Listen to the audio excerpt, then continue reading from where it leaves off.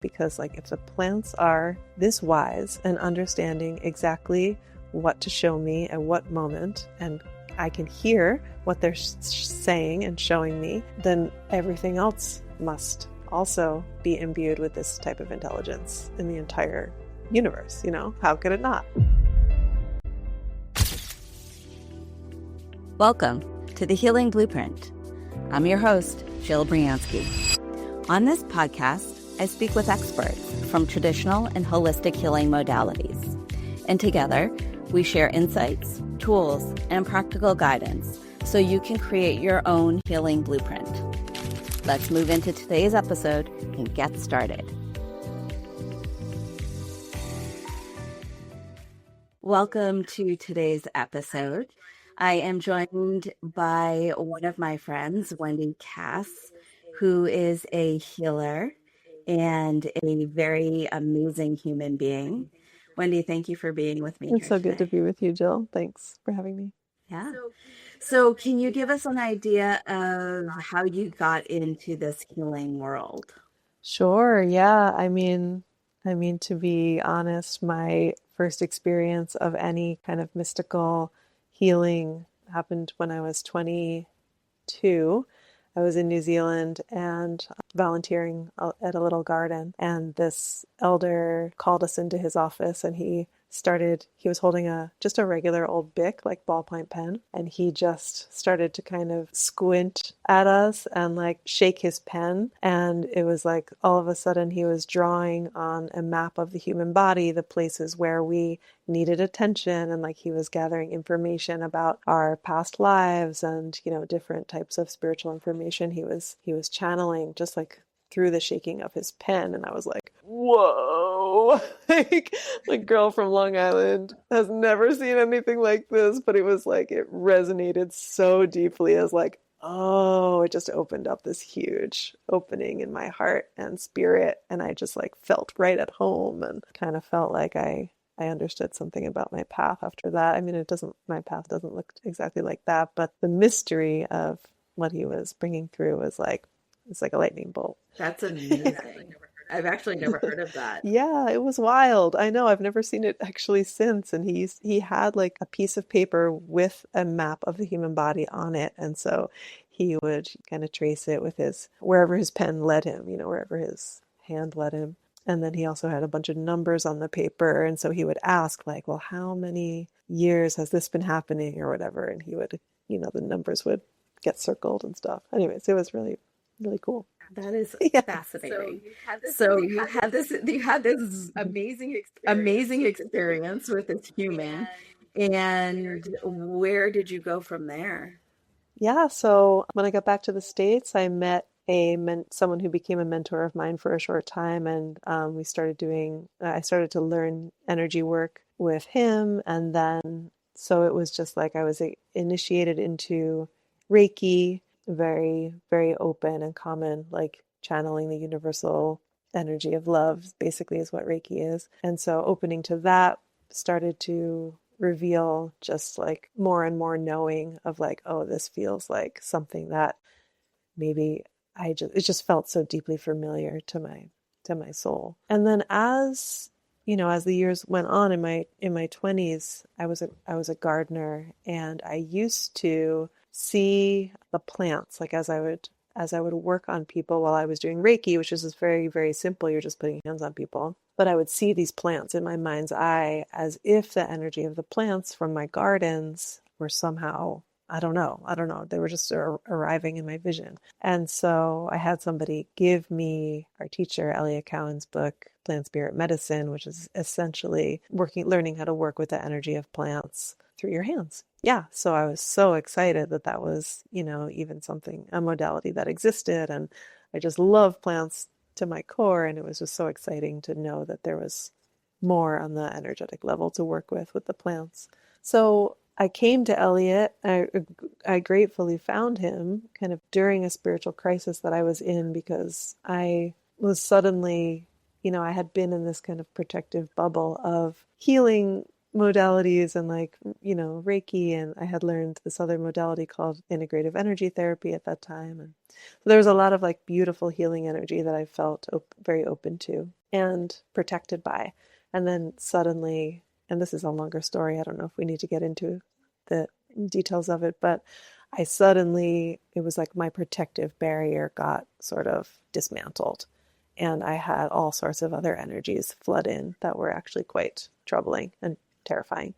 So I was like, I need a real healer, like a real shamanic guide. And that's actually how I came to find Elliot as a teacher. I had his book and I was excited about learning from his book, but meeting him as a teacher was really a big step for me. So yeah, so then I did the 2 years of learning to work with the plant spirits through Elliot's guidance, such a wise guide, and I was so grateful for that experience because he, it was like I got to really like ground all my energy and trust the earth and trust the plants.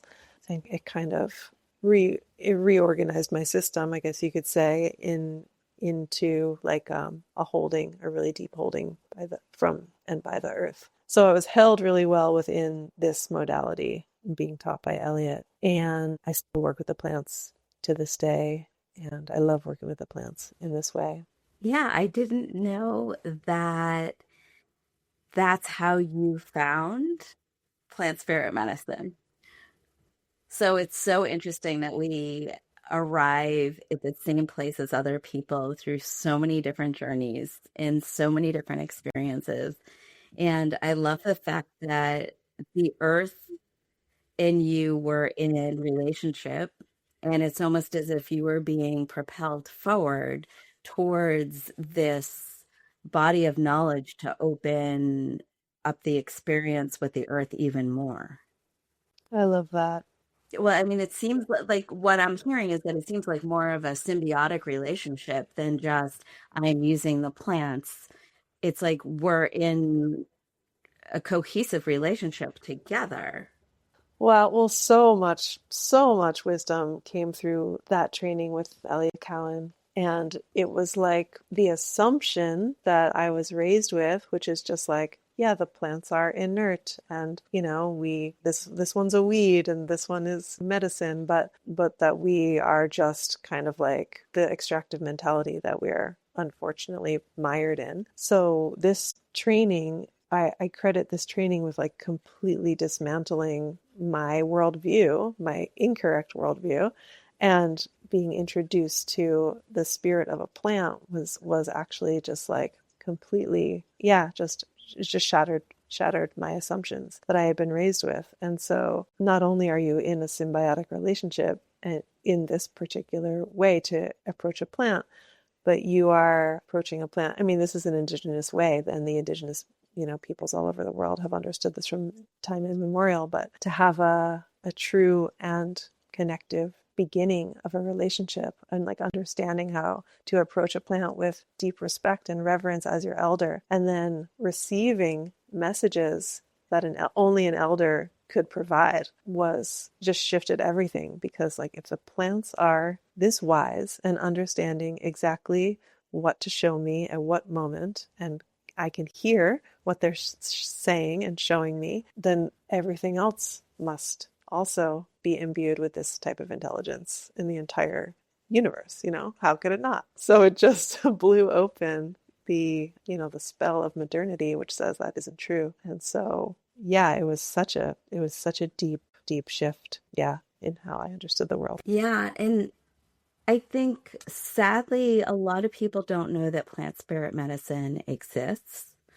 And I'm not sure that those that do know that it exists knows exactly what it is. So I'm just going to go through a little bit of what it isn't, and then I would love for you to sort of tap into what it is. So plant spirit medicine, we're not talking about marijuana. First off, we are not talking about ingesting plants. We are not talking about tinctures. We're not talking about plants in physicality. So, with that, Wendy, can you tell us what plant spirit medicine actually is? Sure, yeah, and thank you for that distinction because I do notice that this term is used more and more as the psychotropic plants are becoming, more and more available. That people talk about plant spirit medicine with like ayahuasca and this type of thing. And yeah, this is a modality that actually doesn't work with any of those powerful beings. And the amazing kind of, I don't know, exciting thing about the modality that I'm talking about is that you begin to understand that every single plant, without exception, is imbued with a wisdom and a medicine. And I use the word medicine not in the way of like the way we think of ingesting medicine. This is actually working on the emotional and the energetic level.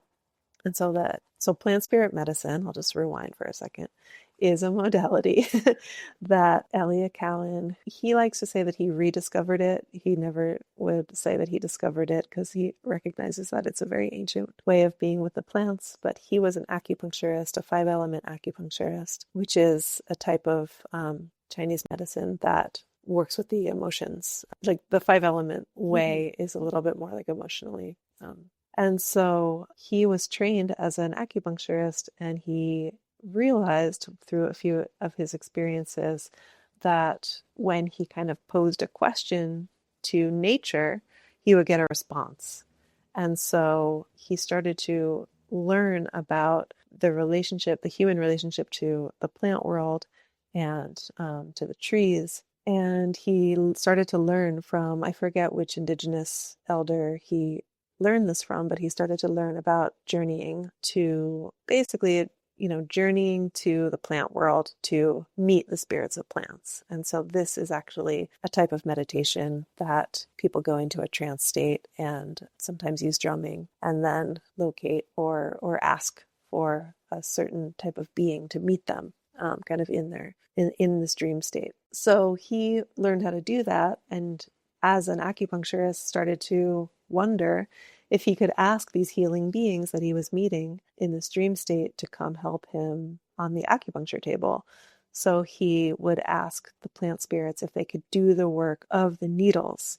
And he was delighted to learn that, yes, they were very capable of doing that. And so he spent many years, devoted to this modality and began to teach people how to do it. So it's a form of healing similar to acupuncture, but he doesn't use the needles. He uses the intelligence of the plant and the energy of the plant instead of the typical needle to create an opening. Yeah, well, to create whatever it is that the intention of the needle would have been. Yeah, exactly. So it can open up, energetic channels. And So, no, go ahead. there are practitioners that work with plant spirit medicine that I remember they used to sometimes use drops, but I think often there was no physical need for the plant to be present.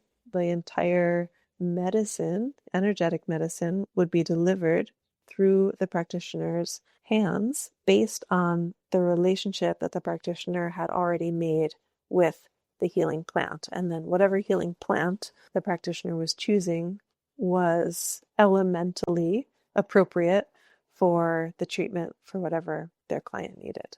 So I say elementally appropriate because part of Eliot's understanding of the plant world was that every single plant not only was a potential healer, but every single plant had a particular way of being like the medicine of a particular one of the 5 elements. So each plant would land in one of the 5 categories of the 5 elements. And if you're working elementally in this modality, the way this modality works elementally, sorry, I'm a little bit tongue-tied, you would pull on the plant for whatever element you were helping to assist your client with. Does that make sense? It makes sense to me. I hope it makes sense to other people. I know that you do other modalities, but I'm gonna kind of hang on this for a second in the plants because I think it's such an important topic that we don't have exposure to very often. And I want to just inform people that they are able to create their own plant allies. It's as simple as going out and starting a relationship with a plant, having a conversation. Like you can go out and tend to a plant in your yard, and that plant can become an ally if you're taking care of it and you start this relationship just even in physicality. Now, I know Elliot and plant spirit medicine goes more into the shamanic world, more into the journey world, where we engage with the spirit of the plant in a different way. But I just want to let people know that you do have the power of connecting to these plants on your own as well. And I'm wondering, Wendy, if you have any other tips for people on how to do that. I love this topic. It's like one of my favorite topics ever. Yeah, thanks for this question. Yeah, something that I really love to share, which is a very simple way to approach a plant to begin a relationship. I would love to just share the steps that we were taught. And I think the part of this that is the most exciting to me is like, maybe we've been growing a plant in our gardens for years or seeing a plant on the sidewalk for years, but the shift in the openness to create a more intentional relationship, I think is a huge piece that I really feel the plant world kind of leaps up and responds to. So in order to create that, we were taught basically that if you do very simple things like, for example, you would go and introduce yourself to an elder that you have never formally met before. And so I'm just going to say, like, not everybody is that open to speaking out loud to the plants, but I know that some people secretly are very open to it. So I'm just going to say, take a leap if if this calls to you, but consciously introducing yourself to a plant and then saying that plant's name back to it is a great opening. And then making a little bit of an offering as if you want to, I've heard this said before, if you want to visit an elder, you bring them some tea, you bring them a gift.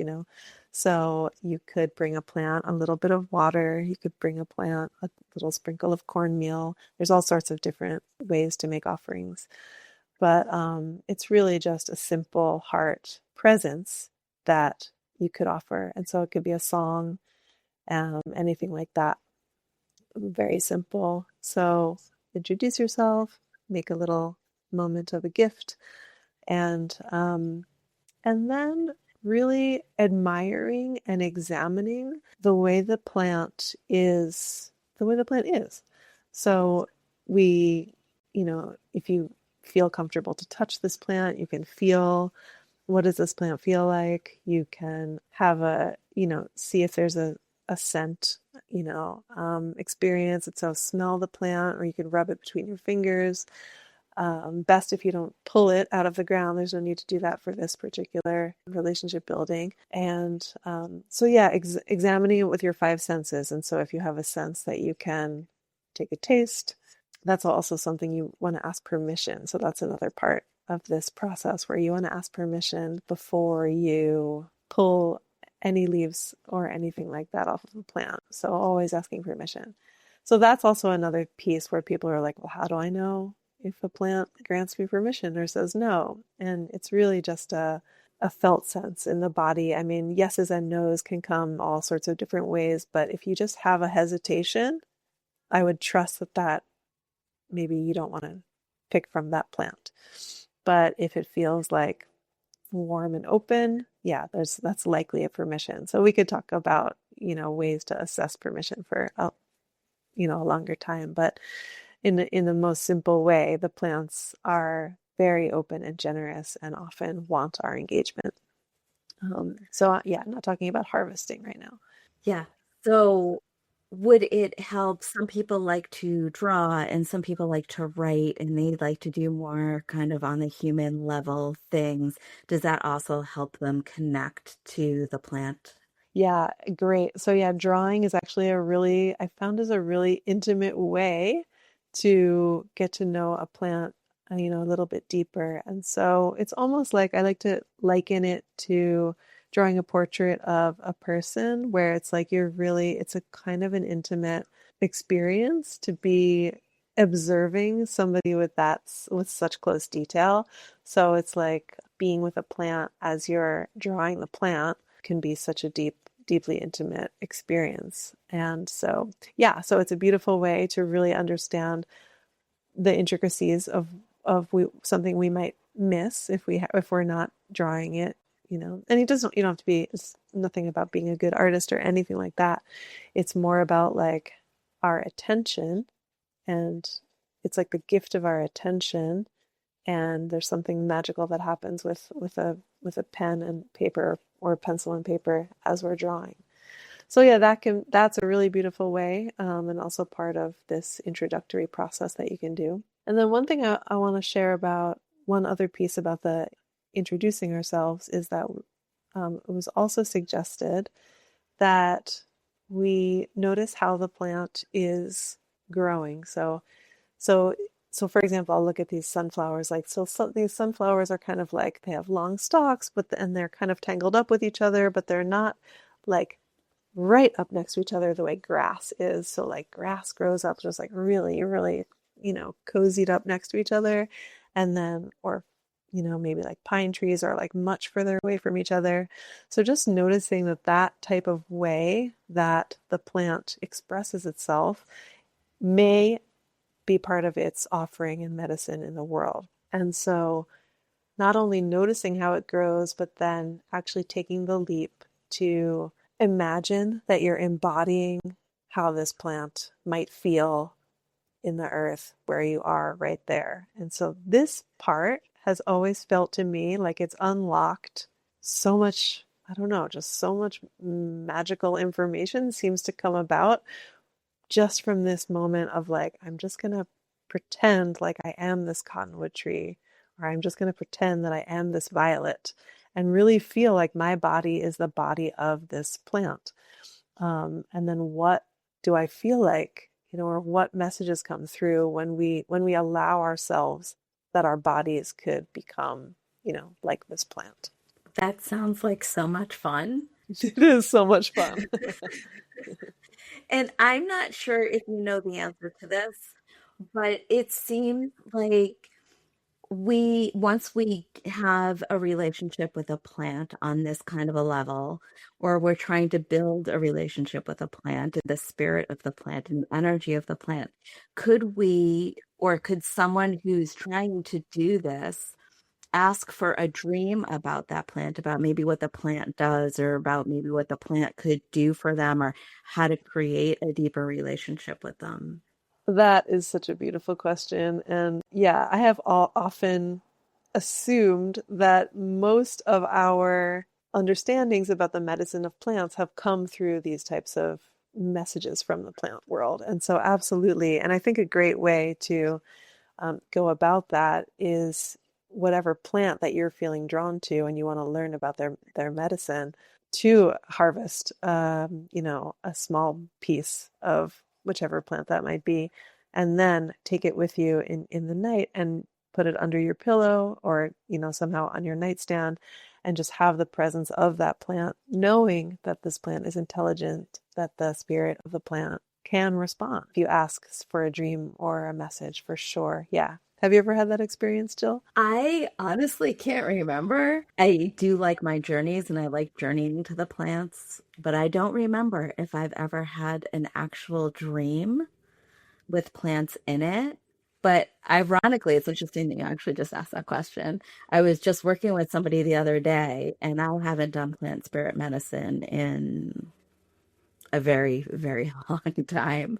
And one of my plant allies from a long time ago showed up it was Angelica, and she showed up and she had information for this person and wanted to create a relationship with this person. So she came in and gave her medicine to the person that I was working with. And then when the session ended, I talked to my client and I was like, you may want to do some research on this because this plant is trying to reach out to you and create that type of relationship. Yeah. Absolutely. Yeah, I love that. Yeah, I've had similar experiences with clients as well, where I'm like, oh, are you connected to Mugwort because she really likes you? Yeah, just yeah, the magic of that. It's so Yeah, special. and now that you say mugwort, I used to have a yard filled with mugwort.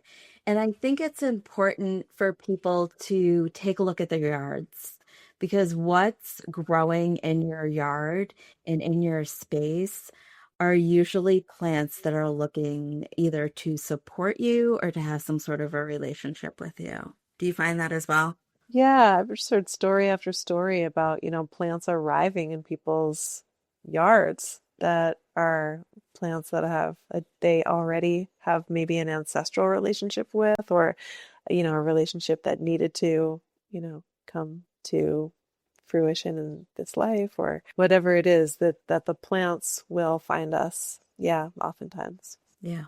And that goes back to what you were saying. They really just want to be there to support us. Yeah, and that reminds me of like, I remember somebody asking Elliot, like, why? Why do the plants want to support us? Like, we're kind of, destructive and making a mess or whatever. Why do they want to help us? And he thought for a good moment and he said, the plants are interested in balance. So therefore, they're very invested in, yeah, just keeping the planet in balance. And so helping the humans is a big part of that. Yes, yes. We are very much out of balance. Yes. So the book that you're referring to, so Ellie McCowan wrote a book called Plant Spirit Medicine, for those of you that are listening. It is the book that drew both of us to his course. Wendy continued on and I did not. I took one class and was sort of done. But if you are interested in this work at all, please feel free to take a look at that book. And Wendy, right before we go, any final words for people that are listening? Yeah, I guess what I would want to say is like for the folks who feel a little skeptical, like there can be subtle moments that we dismiss or that we ignore when we're trying to open up to this type of subtle relationship building or connection to the world. And I just want to say the more we trust our bodies and the more we trust the intelligence, that the intelligence is true, especially of the plant world, but also it can extend into every single element, the more it will reveal itself to us.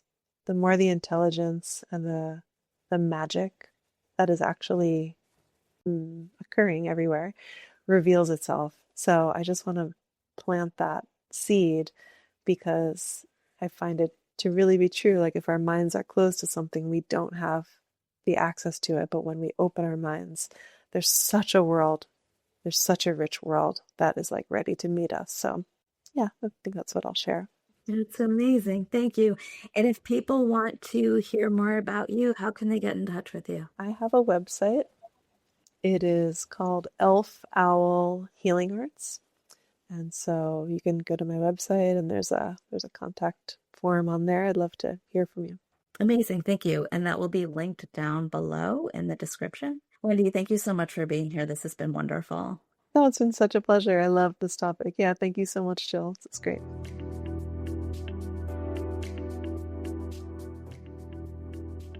That's a wrap for this episode. Honor what landed, release what didn't. And we'll see you next time on The Healing Blueprint.